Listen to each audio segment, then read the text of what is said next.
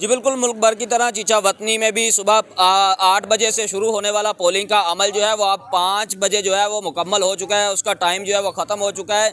अब जो polling station के अंदर जो वोटर्स मौजूद हैं उनका ही वोट कास्ट किया जाएगा। नए आने वाले वोटर्स को जो है वो अब पोलिंग स्टेशन के अंदर जो है वो दाखिल नहीं होने दिया जाएगा। हम इस वक्त पोलिंग स्टेशन में मौजूद हैं। यहाँ पर जो है वो वोटर्स की अंदर जो लाइन लगी हुई थी उनका वोट जो है वो कास्ट करवाया जा रहा है।